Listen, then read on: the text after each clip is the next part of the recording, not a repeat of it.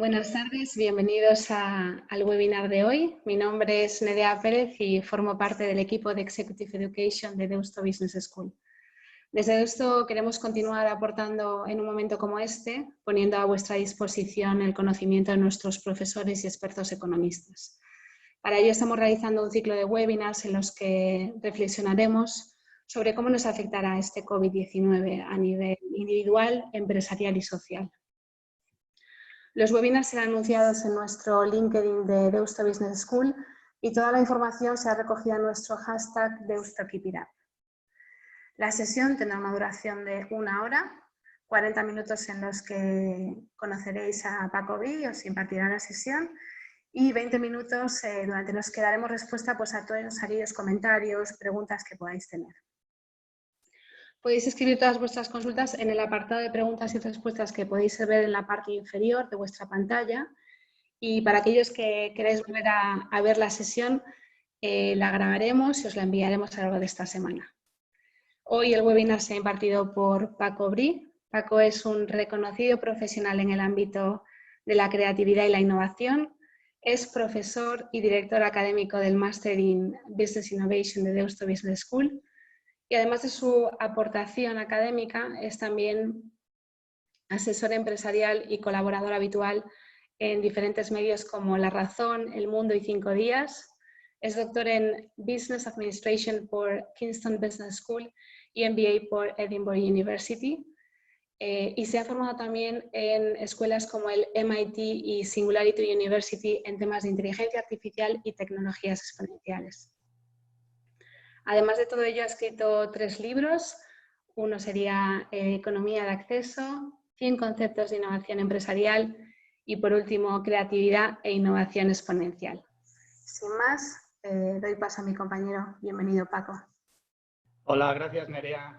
Buenas tardes.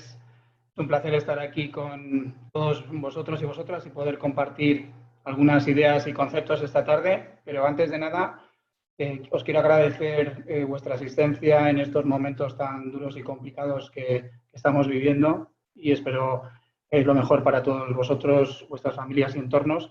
Mi presentación consta de 2 partes. La primera parte tiene que ver más con técnicas que utilizamos en el mundo de la innovación, relacionadas en este caso con el tema del COVID-19.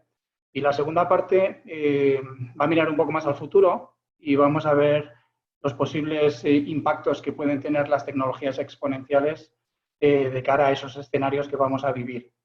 Tengo una presentación más o menos de unas 25 páginas. Al final de la presentación entiendo que la vamos a distribuir, o sea que podréis ver exactamente los contenidos con más detalle y empezamos. Al final nos hemos encontrado de cara con el COVID-19. Como decía Enrique Segarra en su webinar que hizo hace algunos días, nos hemos encontrado de cara con algo que no esperábamos y nos ha tumbado y nos ha mandado a la lona.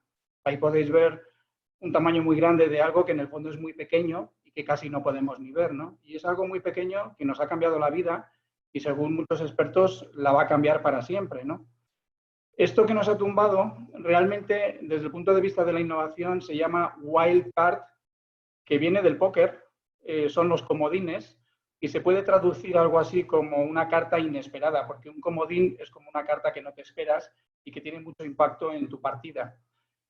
Nosotros utilizamos wildcards sobre todo porque es una herramienta que es clara y que es sencilla. Al final, una wildcard lo que propone es estos eventos inesperados que tienen muy baja probabilidad y muy alto impacto. Eso es lo que sería una wildcard.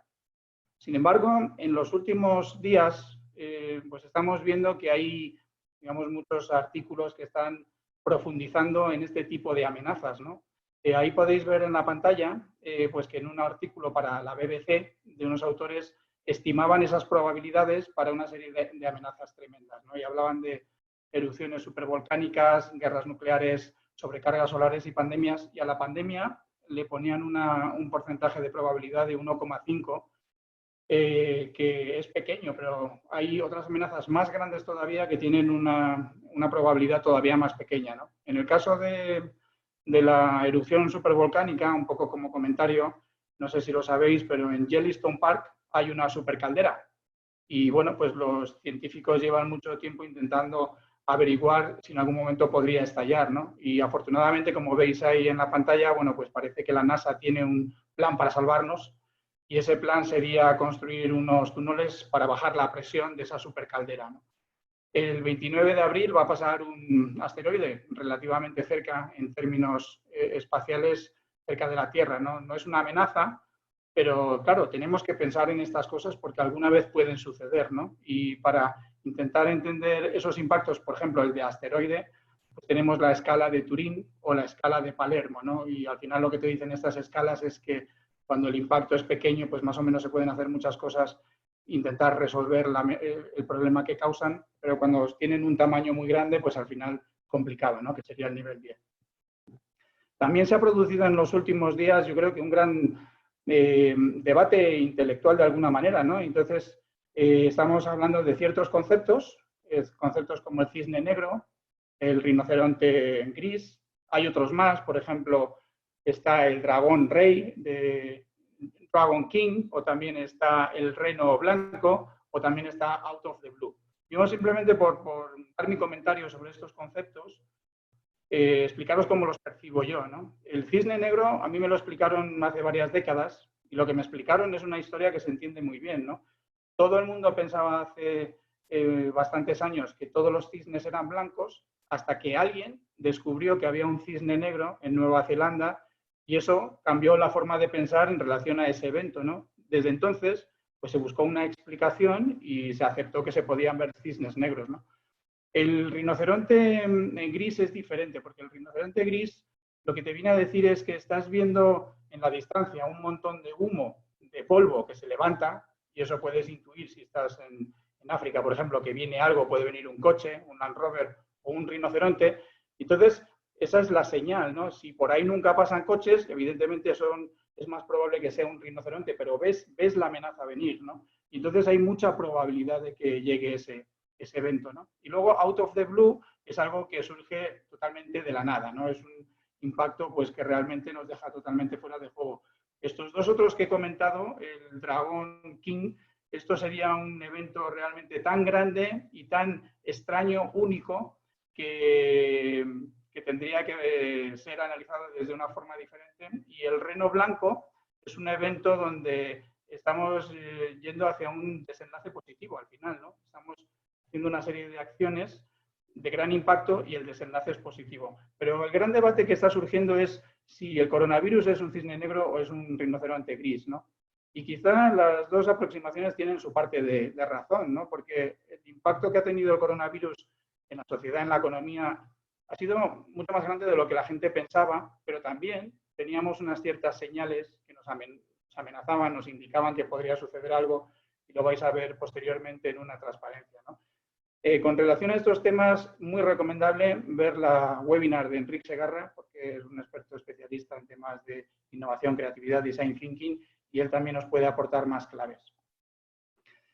Todos estos eventos que al final podemos imaginar, pues son eventos que podemos intentar analizar, seguir y generar planes de contingencia. Pero hay otros eventos que están tan fuera de la caja que son muy difíciles de imaginar, ¿no? Entonces aquí lo que dicen los expertos es que una buena alternativa es la ciencia ficción. Y de hecho, por ejemplo, el ejército americano desde hace muchísimos años colabora con escritores de ciencia ficción para que imaginen esas cosas extrañas que no somos capaces de ver. Quizás serían esos dragones reyes. Aquí podéis ver una serie de películas y, por ejemplo, me he parado en una que se llama Hasta el final de los días, ¿no? Que es una película antigua, es de 1991. Y en esa película, y os recomiendo que la veáis porque es realmente interesante, se empieza a hablar de algunos temas que van a llegar posiblemente en los próximos años, como por ejemplo la telepatía informática, ¿no? Y es del año 91, ¿no? Y en el pequeño corto que se puede ver en el vídeo de anuncio, o sea que no hago un spoiler, lo que están diciendo en el vídeo es, ¿qué está haciendo esta persona, ¿no? Dice, está tratando de grabar sus propios sueños. Podemos empezar a pensar qué impacto puede tener en el futuro, y es algo que estamos empezando a ver ya que es posible, el poder adivinar o conocer los pensamientos de otra persona, eso sería la telepatía informática, y luego más allá, ¿no? Grabar esos sueños, recuerdos, pensamientos, pues parece que eso llegará, ¿no? Y eso tiene un posible impacto tan grande social y no tenemos ni idea, ¿no? Entonces, al final, pues hay personas que con la ciencia ficción y con las herramientas que vienen del mundo de la innovación intentan dar un sentido a estas cosas que pueden pasar. Me he dedicado un buen rato en intentar sintetizar, basándome en el trabajo de otros, en toda la evolución de epidemias para que entendáis mejor qué es lo que ha pasado en los últimos 2000 años, ¿no? Y cuando vemos una foto visual de las epidemias y de las pandemias, nos damos cuenta de algunas cosas muy claras, ¿no? Por una parte, hay algunas pandemias que tienen un impacto tremendo y, por desgracia, matan a muchísimas personas, ¿no? Y ahí veis, por ejemplo, la plaga de Justiniano, o la peste negra, o la gripe española, o incluso el SIDA, ¿no?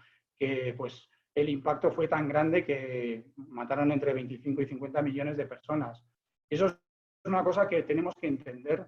Estas pandemias pueden tener un impacto tremendo y tenemos que prepararnos para que no sean tan dañinas para la humanidad, ¿no? Y hay otra cosa que yo creo que podemos empezar a entender, que es que cuando miramos en los últimos años, los últimos 200 años, nos damos cuenta de que cada vez estamos viendo más situaciones donde tenemos estos virus que surgen y que tienen un impacto en algún lugar, ¿no? Entonces, claro, si veis los últimos 200 años es que hay cerca de 15 llamadas de atención.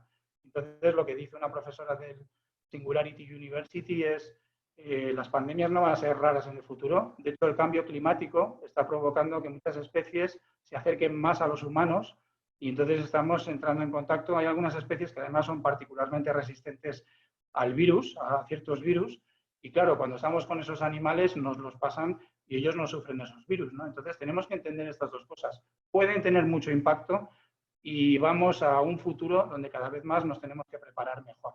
Ese sería un poco el resumen de esta explicación visual. ¿Qué han hecho los distintos países cuando ha llegado esta pandemia tan tremenda, ¿no? Bueno, pues ha habido de todo, ¿no? Podemos ver algunos ejemplos como Corea del Sur, los reyes del test y además utilizando aplicativos y han tenido un éxito tremendo en bajar la famosa curva. Taiwán, bueno, un modelo bastante similar al chino. En Singapur, el aprendizaje de otros virus que han tenido antes ha sido fundamental, esa curva de aprendizaje. En Hong Kong, la velocidad, la acción temprana. En Alemania, la pregunta que nos hacemos con los fallecidos, que parecen pocos en relación a otras zonas. Israel, la experiencia contra terrorismo, ¿no? Entonces, bueno, pues parece que hay países que a posteriori, más o menos, y con algo de preparación, han reaccionado relativamente bien en comparación con otros países, ¿no? Y tenemos que aprender, porque aquí sobre todo la clave es aprender de cara al futuro. Desde el punto de vista económico, sobre todo, y empresarial, muy recomendable ver la webinar que nos ofreció Héctor, donde daba detalles muy precisos de qué es lo que puede suceder, ¿no? Y yo me he quedado con un par de transparencias de los últimos estudios que estoy analizando. Uno es de Deloitte y el otro, pues creo que fue publicado por el MIT. El de Deloitte pues, nos explica que el retorno a la normalidad va a ser gradual, ¿no? Tenemos que aceptarlo. Entonces, poco a poco saldremos del confinamiento y tenemos que recuperar una cosa muy importante, que es la confianza. Y la confianza ahora mismo no va a estar durante muchos meses, ¿no? Pensar que la gente para hacer vuelos o para ir a comprar ciertas cosas, pues se lo va a pensar, ¿no? Entonces tenemos que recuperar esa confianza poco a poco. Entonces ese gráfico de Deloitte lo que nos explica es cómo puede ser ese retorno y lo ubica temporalmente, ¿no? Entonces ahí veis un poco la llegada hasta las Navidades. Bueno, y afortunadamente yo creo que todos los expertos coinciden en que vamos a conseguir pues derrotar a este virus tan tremendo, ¿no? Y vamos a volver a la normalidad. Eso parece un mensaje general. Otro mensaje que podéis ver en el webinar de Héctor es que el impacto va a ser muy fuerte desde el punto de vista económico y empresarial y tenemos que empezar a pensar las cosas, ¿no? La otra gráfica es interesante porque nos habla de que quizá no volvamos de golpe, sino que vamos a tener que volver planteándonos que cada poco tiempo vamos a tener que volver a confinarnos, ¿no? Y ese planteamiento es que en cuanto veamos que se vuelve a levantar esa curva, nos recluimos un mes. Bajamos la curva, se vuelve a levantar, nos recluimos un mes. Entonces hablan de poder estar 2 meses trabajando normal, un mes en casa, 2 meses trabajando normal, un mes en casa. Bueno, pues son alternativas creativas que estamos buscando para ver cómo podemos volver a la normalidad.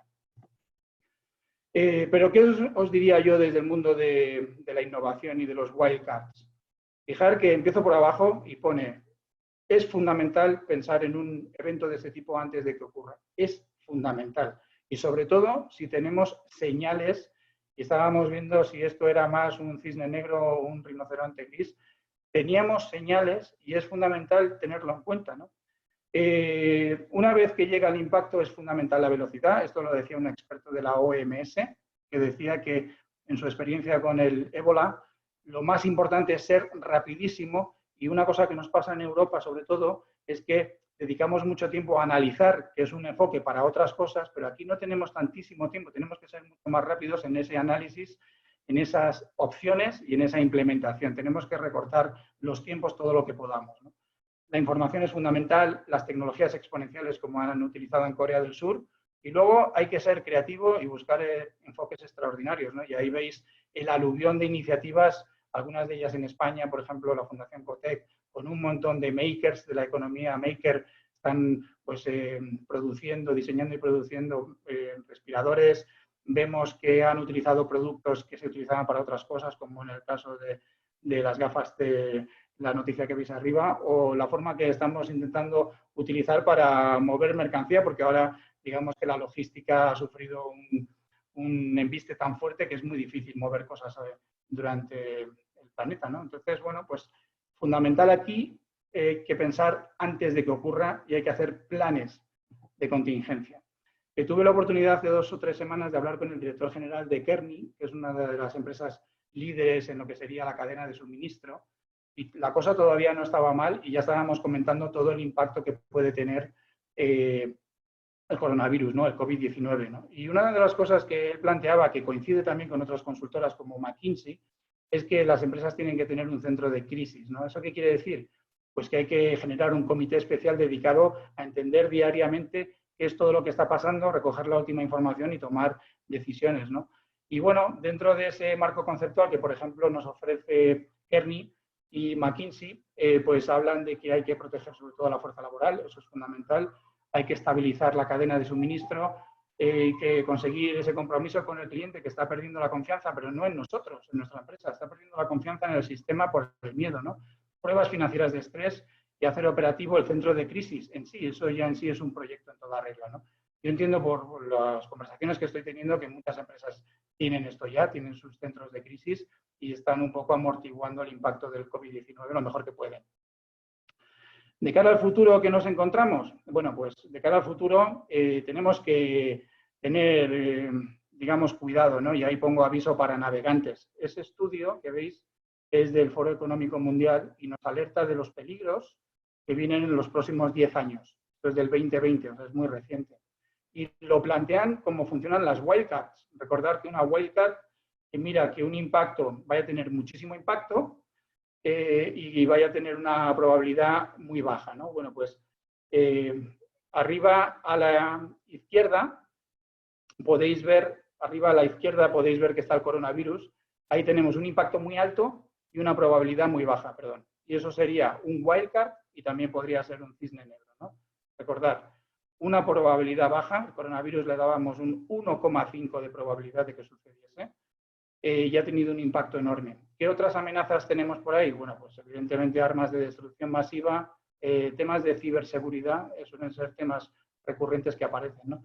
Pero ¿qué tenemos a la derecha arriba? Bueno, pues ahí tenemos los rinocerontes grises y es muy importante que nos demos cuenta de que para el Foro Económico Mundial los rinocerontes grises son los problemas más grandes que vamos a tener en los próximos 10 años también, además de las epidemias y pandemias, ¿no? Entonces, todos tienen que ver al final con temas de, digamos, el medio ambiente, y entonces no podemos dejar de pensar en el tema de la sostenibilidad, que aunque ahora lo hemos apartado temporalmente porque tenemos una crisis inmediata, de cara a los próximos años tenemos que retomar el tema porque son rinocerontes grises. Podéis ver después con más detalle todas las demás amenazas. Recuerdo un poco cómo funciona, la probabilidad bajo, poca probabilidad, mucha probabilidad y el impacto poco mucho, y ahí tenéis cisnes negros, wildcards y rinocerontes grises. Y bueno, me gustaría aportar algo, digamos, más útil, ¿no? Que podamos utilizar. Y yo soy muy usuario de, digamos, métodos, conceptos, herramientas, y he traído 3 herramientas que realmente son aplicables para el tema del coronavirus. Una se llama análisis de escenarios. La utilizamos habitualmente en el mundo empresarial y lo que solemos hacer, como se suele utilizar, es construimos un eje con posibilidades. Por ejemplo, podemos poner en un eje vertical, imaginemos que, por ejemplo, la logística sigue estando bien a pesar de la pandemia, o la logística se rompe y no hay cadena de suministro. Ahí tenemos como dos posibilidades. Y la otra podría ser la velocidad de despliegue de la pandemia, ¿no? Se queda local en una zona y va poco a poco, o va a toda velocidad, como ha sucedido. Y dentro de los escenarios intentaríamos desarrollar estrategias. Esa es la clave. Pero esto lo utilizan empresas para otro tipo de cosas. Se pueden hacer escenarios para el presente y para el futuro. Otra herramienta que os quería traer es el análisis premortem, porque yo creo que es una herramienta que resulta muy interesante para prevenir algo que va a salir mal, ¿no? Lo que tenemos que hacer es imaginar en un proyecto que todo sale mal y vamos al desastre. Tenemos que pensar las causas para ir al desastre y luego tenemos que hacer un análisis, ¿no? Y bueno, pues en este caso, que hemos hecho muchas cosas mal en muchos países, deberíamos utilizar un análisis premortem para ver exactamente qué ha pasado e imaginar escenarios futuros, ¿no? Luego el método Delphi lo he traído porque no se conoce mucho y es un método que lo que busca sobre todo es que nadie domine en una conversación científica. Entonces, se busca el anonimato para que los expertos de ciencia den sus opiniones.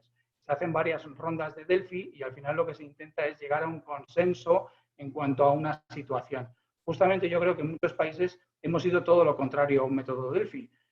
Ha habido, digamos, algunas voces que por su rango o por su poder han impuesto su visión de la ciencia y al final lo que tenemos es, digamos, una visión más sesgada, ¿no? Entonces, el método Delphi buscaría eso, buscaría el anonimato de gente muy experta que aporte su mejor opinión para llegar a un consenso, ¿no?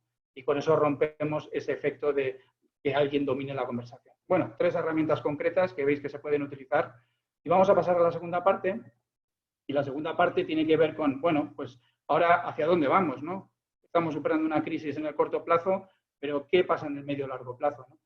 Y bueno, aquí os traigo varias ideas y varios libros. La geografía de los genios es un libro de Eric Weiner, donde habla de que a lo largo de la historia de la humanidad ha habido 5 momentos de máxima creatividad. Esas son las ciudades donde sucedió: Atenas con la Grecia clásica, Hangzhou en China, Florencia, Edimburgo, Silicon Valley. Y lo que te dice la geografía de los genios es que hay momentos donde hay un destello, un despertar de la creatividad y de la innovación. Recordad que cuando os puse la imagen visual de todas las epidemias y pandemias, justo donde la peste negra había un cuadrado, que lo veis ahí a la derecha abajo. Y ese cuadrado es el Renacimiento. Y el Renacimiento, curiosamente, surgió después de la peste negra, que recordar que casi mató al 30% de toda la población europea y fue tremendo, fue de las pandemias más horrorosas que hemos vivido, ¿no? Y sin embargo, eso fue catastrófico, pero después surgió una época dorada, ¿no? Según algunos escritores, sin, digamos, Lorenzo de Medici, de los Medici, no habríamos tenido el Renacimiento, ¿no? ¿Y qué es el efecto Medici? Bueno, pues Lorenzo de Medici lo que buscaba era algo tan sencillo como innovaciones en las intersecciones. Y él intentaba nutrir a los grandes genios de la época de las artes y las ciencias y les daba todo tipo de apoyo, pero también los juntaba entre ellos, ¿no? Entonces tenía pintores, escultores, arquitectos, personas que viajaban, personas que venían del mundo militar, e intentaba buscar esas innovaciones en las intersecciones, en las conversaciones entre ellos. Bueno, pues ese efecto Medici realmente ha sido una de las claves, y ahí podéis ver en la siguiente transparencia que eso sucedió a pesar de la peste negra, ¿no? Entonces, mi opinión sería, vamos a intentar superar lo mejor que podamos, ayudándonos unos a otros en esta pandemia que estamos sufriendo ahora, que es horrorosa, pero también vamos a pensar que después podemos ir a un mundo mejor, ¿no? Y vamos a pensar cómo puede ser ese mundo mejor. Una de las características del Renacimiento es que ahí tenemos una de las personas que representan mejor la polimatía. ¿Y qué es la polimatía? La polimatía es una persona que sabe de muchas cosas con muchísima profundidad. Y ese sería Leonardo da Vinci. Y ahí podéis ver que ahí estamos visitando en el MBI pues el museo donde se nos explican todos los productos y artefactos que él diseñaba y creaba, ¿no? Bueno, vamos a un mundo donde cada vez más la polimatía va a ser importante y ahora veréis por qué cuando lleguemos a las tecnologías exponenciales. Y lo que tenemos que empezar a comprender también es que una persona polímata alimenta la creatividad, la resiliencia y la polivalencia. Y esto surgió de un estudio que hicimos con 3M, ¿no? Entonces, una cosa que tenemos que intentar es intentar acercarnos un poco a la polimatía de alguna manera, aunque seamos generalistas o especialistas, Y por otra parte también tenemos que empezar a entender que va a haber equipos donde va a haber distintos perfiles y tenemos que gestionar esas polimatías diferentes, especialistas, con generalistas, con polímatas. Y tenemos que ser buenos líderes para gestionar estos equipos. ¿Por qué? Pues porque vamos a la convergencia acelerada. ¿Y qué es la convergencia acelerada? Pues es el efecto Medici, pero aplicado a las tecnologías exponenciales. Podéis ver ahí arriba a la izquierda un dibujo donde se ve cómo se entrecruzan todas las tecnologías según Tata Consulting, ¿no? Y lo que está sucediendo es que esa explosión de cruces entre las tecnologías exponenciales está generando ese crecimiento exponencial que comentaba Enric en su webinar, ¿no?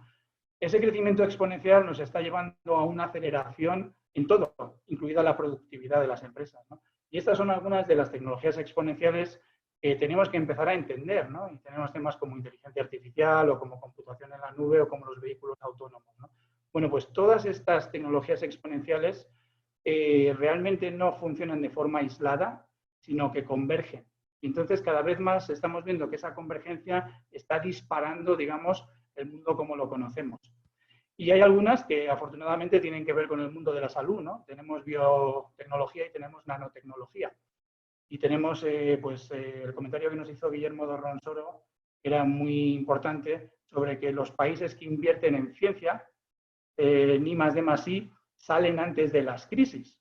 Fijaros la importancia que tiene eso. ¿Y qué es la innovación, no? Pues diría el MIT que la innovación es ese proceso por el cual llevamos una idea desde la incepción hasta el impacto. Vamos a ir terminando y vamos a llegar un poco hacia donde nos dirigen algunos pensadores, ¿no? Y hablan de la singularidad tecnológica. ¿Y qué es esto de la singularidad tecnológica? Es ese momento hipotético donde las máquinas superan en capacidad computacional a los humanos. Esto ya lo decía incluso Alan Turing, decía, es inevitable, va a llegar un momento donde las máquinas van a superar a las personas. Y bueno, hay algunos autores, por ejemplo, Raymond Kurzweil o Peter Diamandis, que son cofundadores de Singularity University, que se fundó en 2008, que dicen que más o menos eso podría suceder en el año 2045, que es 25 años en el futuro, no está muy lejos. Bueno, ese momento, ¿qué supone? Pues ese momento supone realmente como un momento de muchísima incertidumbre, porque no se sabe muy bien qué es lo que pasa en ese momento.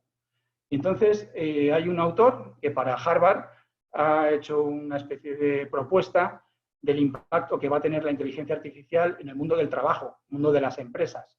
Y él lo que dice es que hay como 5 grandes posibilidades, ¿no?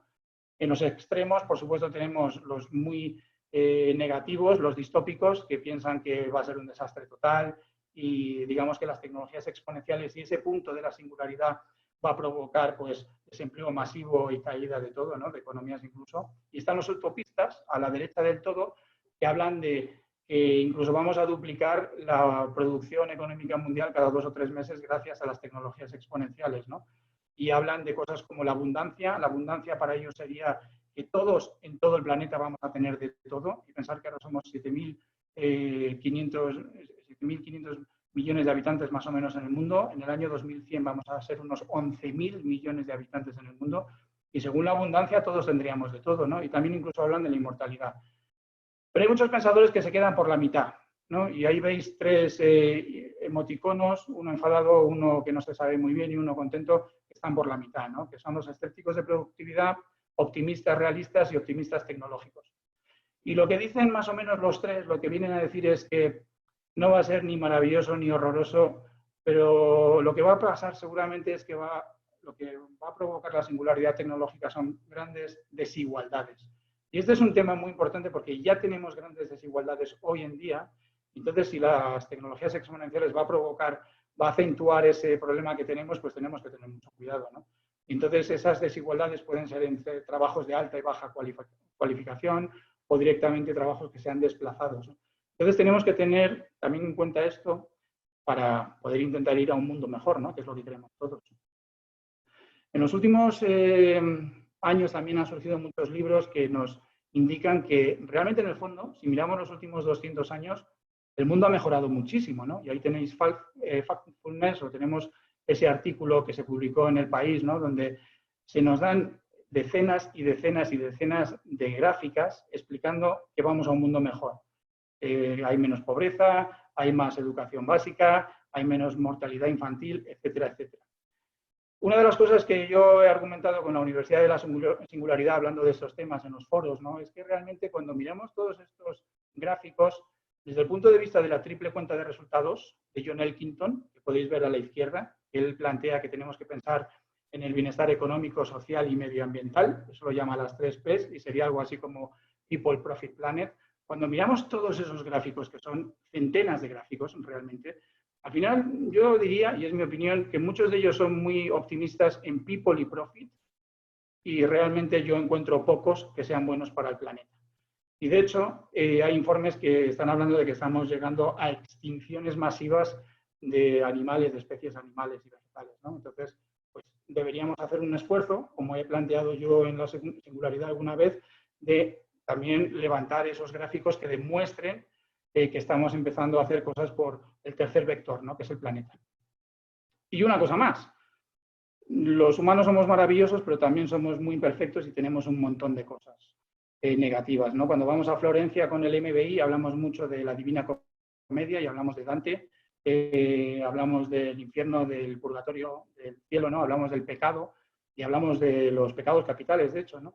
Y fijaros que hay algún estudio que ya indica que se ha encontrado el origen de la maldad humana, lo llaman el factor D, y bueno, parece que dentro del factor D hay una triada de la maldad, que se caracteriza sobre todo por el maquiavelismo, el narcisismo y la psicopatía, ¿no? Entonces, un poco el mensaje es, si os cruzáis con una persona con un factor D muy alto, cruzaros de lado en la calle porque puede ser peligroso, ¿no? O sea, que somos capaces de lo mejor y somos también capaces de lo peor, ¿no? Y tenemos que cambiar eso, y ya lo decía Pitágoras, decía, educad a los niños y no será necesario castigar a los hombres, ¿no? Y, por ejemplo, pensando en el mundo empresarial, cuando hablamos de los paraísos fiscales, que yo personalmente pues he leído sobre este tema los últimos 20 años, pues al final nadie es capaz de meterle mano, ¿no? ¿Por qué? Pues porque hay una serie de rasgos que tenemos que son muy difíciles de cambiar.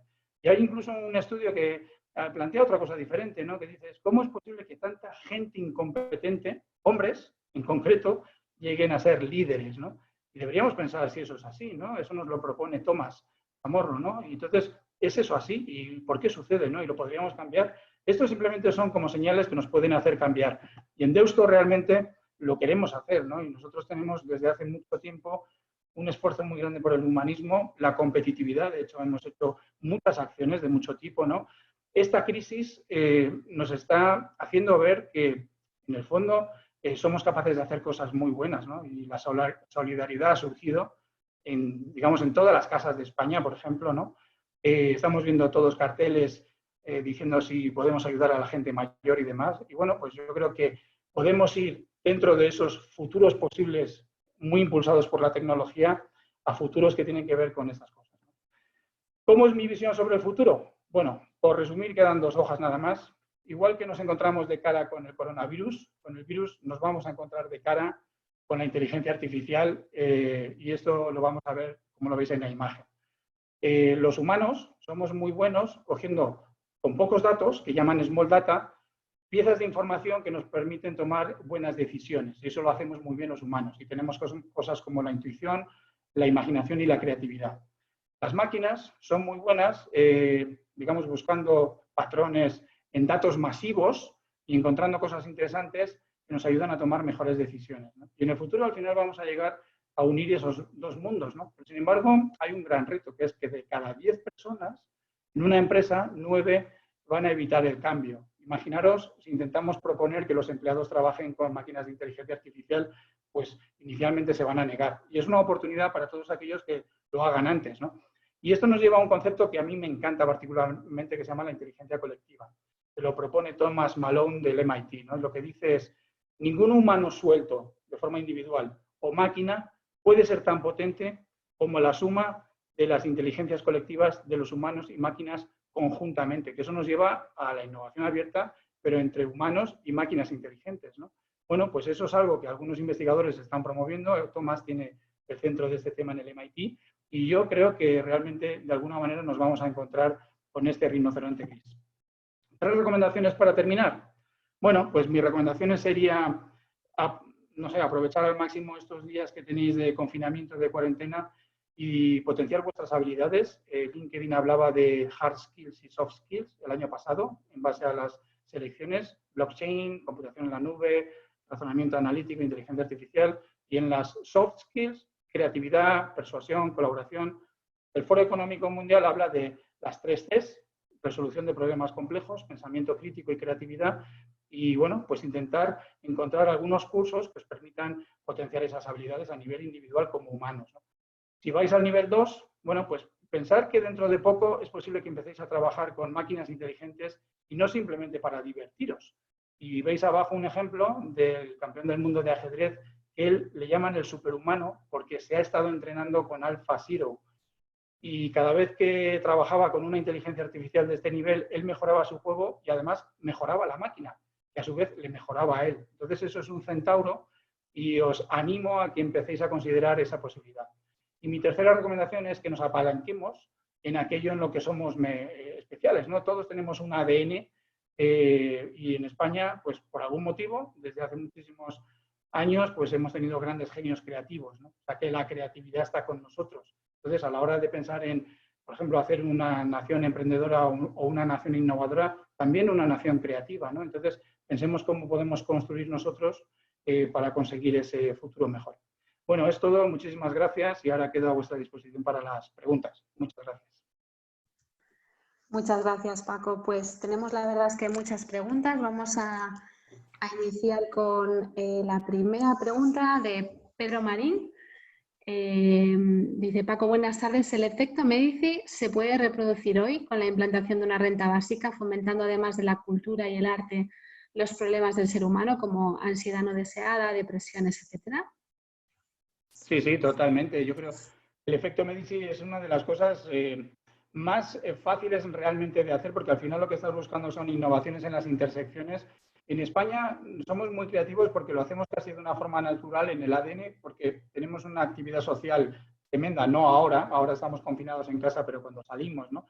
Y ahora incluso cuando estamos confinados en casa estamos viendo todo tipo de actividades donde la gente está intentando buscar eso, ¿no? Entonces, antes del coronavirus, yo habría pensado que el efecto Medici pues, iría muy dirigido a la productividad, ¿no? Económica y empresarial. Pero con el coronavirus también me doy cuenta de que el efecto Medici puede tener un impacto muy fuerte en sostenibilidad y en humanismo, ¿no? Y bueno, yo creo que es una pregunta excelente y que podríamos intentar construir desde la pregunta para hacer algo. Muchas gracias. Álvaro dice, en el año 2015 la RAI italiana emitió un reportaje sobre un laboratorio chino, subvencionando en parte por US, que estaba experimentando con coronavirus, varios tipos, provenientes de murciélagos. En este caso, la likelihood de esta pandemia no sería 1,5%, sino más elevada. ¿Conocía usted este reportaje? Muchas gracias. Sí, la verdad es que soy muy curioso y como especialista me intento especializar en algunas áreas del conocimiento a mucho nivel, pero como generalista no paro de leer todo tipo de cosas. Y entonces he leído mucho sobre el tema de los murciélagos y otro tipo de animales, ¿no? Y un poco los hábitos de consumo que hay en China y un poco lo que ha podido suceder, ¿no? Y incluso ha habido algún programa en la televisión, en concreto Cuarto Milenio, aunque no quiero hacer publicidad, que incluso han hablado mucho de estos temas, ¿no? Yo pienso que sí que es posible, que la posibilidad podría haber sido más alta, es posible, ¿no? Pero en cualquier caso, yo me quedaría sobre todo con la gráfica visual de los últimos 100 y pico, 200 años. Hemos tenido hasta 15 señales que nos indicaban que venía un rinoceronte gris en parte. Luego también ha sucedido que el coronavirus COVID-19 ha tenido un impacto tremendo y ha sido un poco cisne negro porque no se esperaba la gente tanto como está siendo también, ¿no? Pero señales de alerta teníamos y seguramente la probabilidad era más alta. O sea que sí, puedo coincidir un poco con esa idea. Muy bien. La siguiente pregunta es de Leire Bilbao. Dice, ¿estamos preparados y capacitados en inteligencia artificial? ¿Tenemos suficiente conocimiento? ¿Podemos colaborar con otros conociendo nuestro nicho en esa macrotecnología? Vamos a ver, yo hace, digamos, 10 años no tenía ni idea de inteligencia artificial, hace 5 poco, hace 1 algo y ya en los últimos meses estoy empezando a entender que me tengo que formar. Entonces, dentro del aprendizaje a lo largo de la vida, pues me he dado cuenta de que quizás los soft skills los llevo más innatos adquiridos, ¿no? O sea, los llevo más innatos y los hard skills tienen que ser más adquiridos, ¿no? Y entonces, en ese sentido, pues deberíamos plantearnos cuáles de las tecnologías exponenciales, hay muchas, hay más de 15, podrían tener alguna conexión con nuestras pasiones, con nuestras actividades, ¿no? Y entonces eso, desde luego, nos ayudaría en el proceso de aprendizaje porque son, digamos, conocimientos complejos. Y bueno, yo creo que mi recomendación directa sería, si la gente está pensando en empezar a aprender el mundo de la tecnología y quiere empezar a día de hoy, yo empezaría con la inteligencia artificial por un motivo, porque hay gente que dice que es como el corazón del resto de las tecnologías exponenciales, ¿no? Yo en mis clases hablo de que es como en El Señor de los Anillos, es como el anillo que gobierna el resto de los anillos, ¿no? De hecho, dentro de la inteligencia artificial, muy cerca está el aprendizaje automático, el aprendizaje profundo o la computación cuántica, ¿no? Está muy relacionada con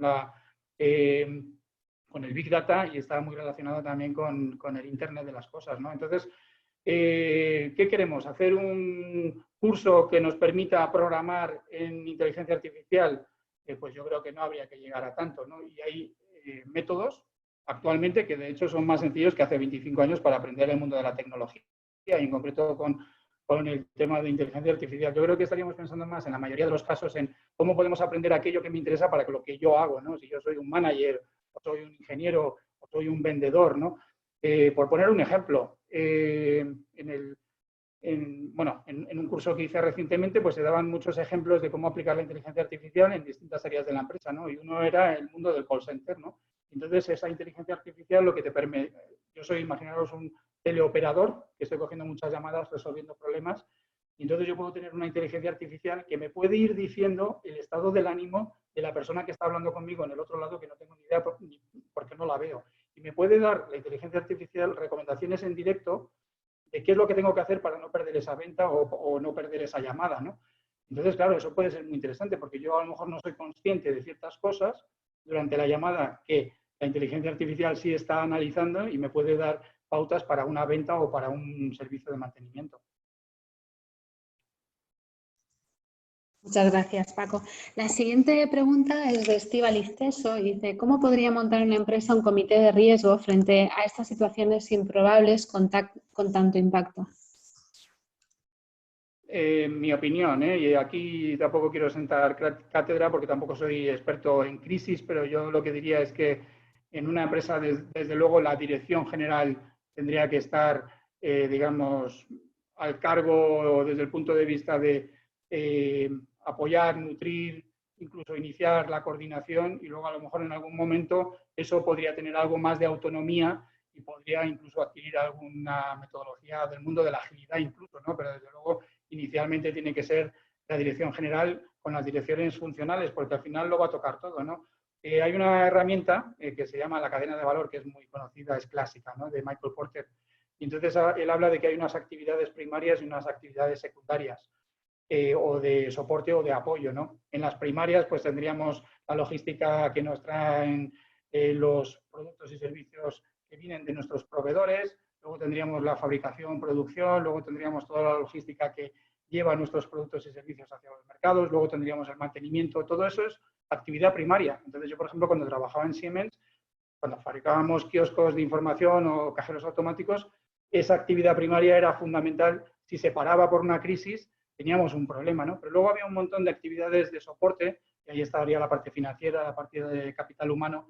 Entonces, al final, en un comité de crisis, realmente quieres la vista de todo el mundo, quieres la vista de la parte primaria, de eso que es fundamental, de las competencias y capacidades claves de tu empresa, que es lo principal que haces, y quieres la vida secundaria, la vista secundaria de otras personas que te pueden decir, pues, si vas a tener que hacer test de estrés de la parte financiera o tienes que proteger más a las personas, ¿no? Porque cualquier descuido en cualquiera de las áreas te puede llevar a un problema serio, ¿no? Entonces, tienes que tener la dirección general y las áreas funcionales representadas y luego cuando eso coja algo de autonomía y velocidad, pues quizá ya puedes delegar un poco más, en mi opinión, sin ser experto en crisis.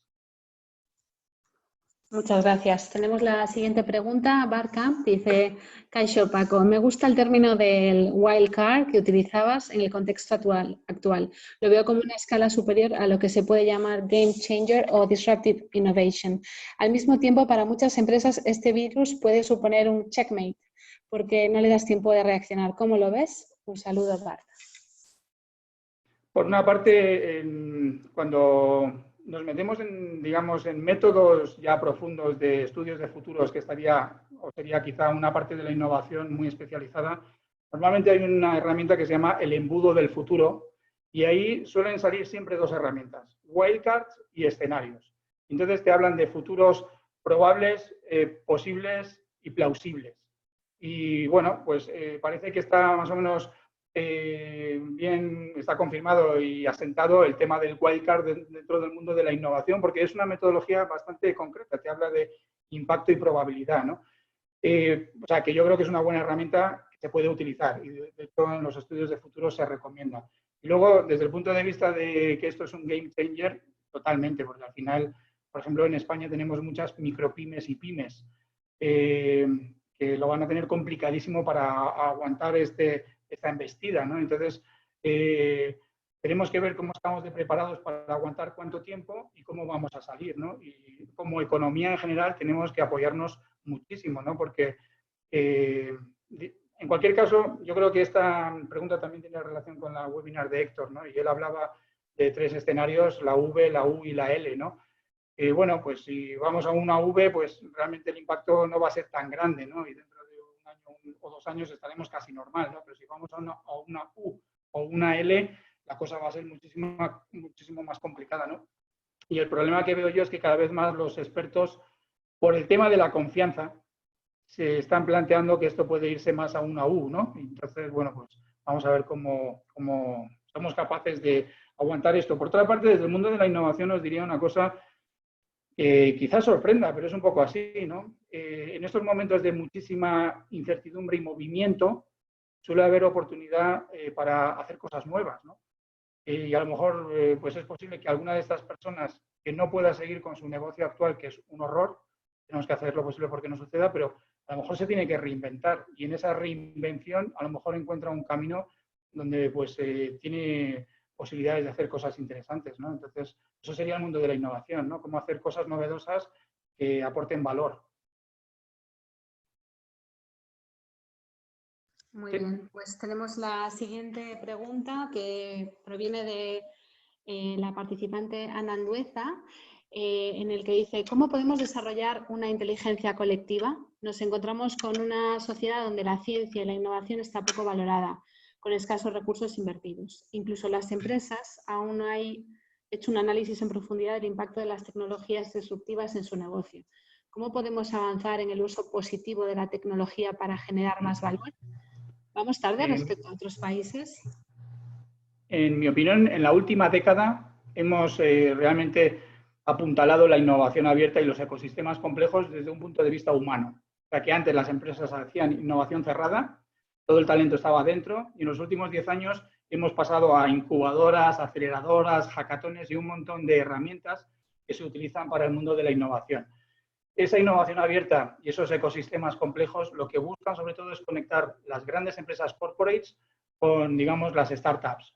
¿Por qué? Porque las empresas grandes hacen la innovación pequeña incremental, mejorar algo el producto o servicio, y las startups son muy buenas haciendo innovaciones radicales o discontinuas con mucho impacto y además incluso removiendo industrias completas, ¿no? Entonces, eso en los últimos 10 años lo hemos hecho los humanos y nos hemos conectado muchísimo más y yo creo que es posible que muchas de las personas que nos están escuchando estén involucradas en algún tipo de actividad, ¿no?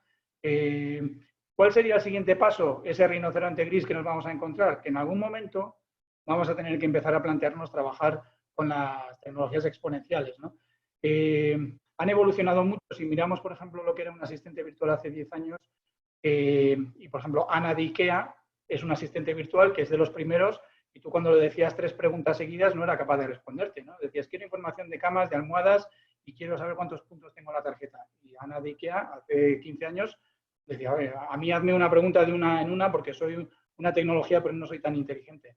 En el nivel que estamos hoy hay casi procesamiento de lenguaje natural. O sea, tú puedes hablar con una tecnología casi de forma natural y eso está además desarrollándose a mucha velocidad. Pero todavía queda mucho por hacer y os voy a dar un dato que yo creo que impresiona bastante. Un niño de 5 años tiene más inteligencia general que la mejor máquina de inteligencia artificial del mundo. La inteligencia general es aquella que nos permite resolver problemas en cualquier tipo de circunstancia. Y la inteligencia especializada son problemas muy específicos.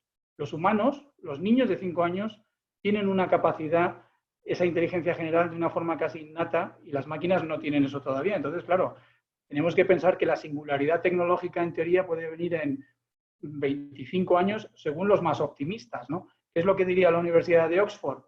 Que eso es muy optimista, que vayamos pensando en que una máquina de ese nivel podría llegar en el año 2060, 2070 o 2080, o sea que incluso lo retrasa mucho más. Pero es un rinoceronte gris, o sea que es algo que al final va a llegar poco a poco, ¿no? Entonces, una cosa que podríamos intentar es ver cómo podemos empezar a hacer proyectos donde, por ejemplo, los empleados, de alguna manera, empiecen a utilizar esa inteligencia artificial, por ejemplo, para el marketing o la venta. ¿Por qué? Pues muchas veces el marketing básicamente tiene que apoyar, nutrir a la venta, ¿no? Es un poco una de sus funciones, ¿no? Entonces, el marketing cuantitativo y cualitativo clásico, pues llegan hasta un punto, pero las tecnologías exponenciales llegan muchísimo más lejos, ¿no? Entonces, ¿cómo podríamos empezar a hacer proyectos donde en equipos con personas motivadas para el cambio, o sea, que acepten la tecnología, que no la vayan a boicotear, empiecen a trabajar con esas tecnologías nuevas, seguramente con un procesamiento de lenguaje natural, y ver si pueden pues, tener incrementos en la productividad de alguna manera, ¿no? Mejores ventas, mayores ventas, nuevos mercados. Entonces, proyectos de ese tipo, ¿no? Que nos vayan poco a poco metiendo en este mundo que viene. Muy bien, Paco, pues vamos a pasar a la siguiente pregunta de Aitor Alustiza. No paramos de ir en los medios que tras esta crisis nada volverá a ser igual y nos relacionaremos y trabajaremos de forma distinta. ¿Realmente crees que esto va a ser así de manera inmediata y vamos a ver cambios sustanciales en todos los sectores? Gracias. Una respuesta personal, porque aquí como no hay bola de cristal, no sé, mi sensación es que los próximos 6 meses, el próximo año, incluso el próximo año y medio, vamos a estar un poco, no sé si decirlo así, como preocupados, poco confiados, mosqueados, o sea, se va a notar, o sea, lo vas a notar, ¿no? Todas las personas que cojan transportes públicos pues se van a sentir un poco extrañas de que la gente esté muy cerca unos de otros y demás, ¿no?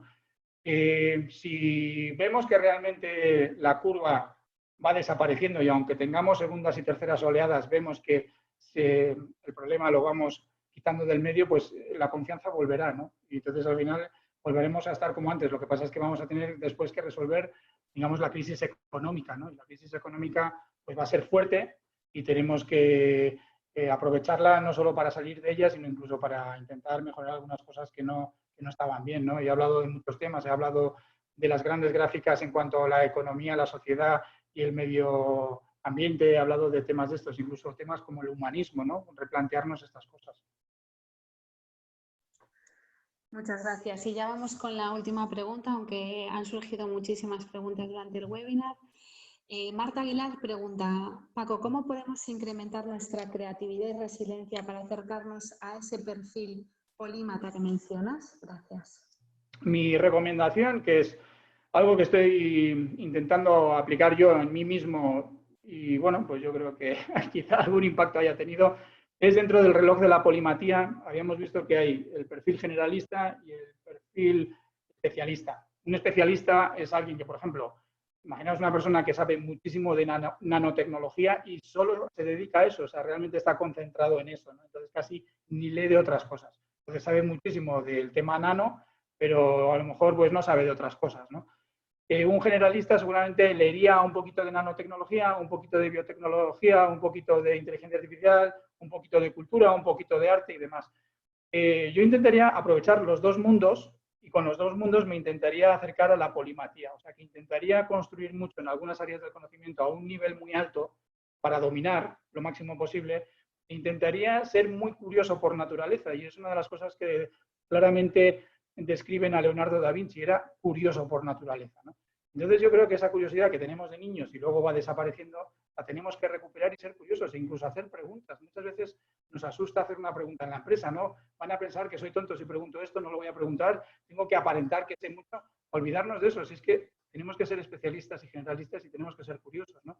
Y eso con el tiempo nos va a llevar a ser más creativos, resilientes y polivalentes.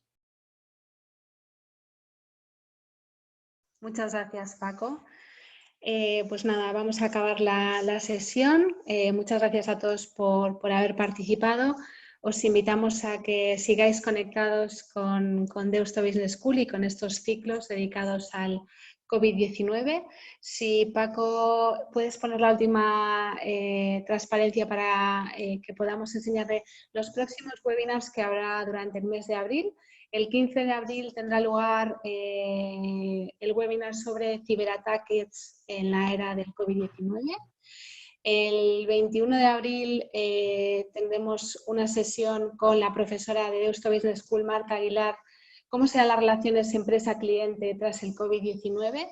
Y para finalizar el mes, el 27 de abril, nos encontraremos con John Segovia, que también es profesor de Deusto Business School, donde hablará sobre las claves para movilizar a equipos en tiempos de COVID-19. Muchísimas gracias a todos, cuidaros mucho y os vemos en los próximos webinars. Muchas gracias. Gracias.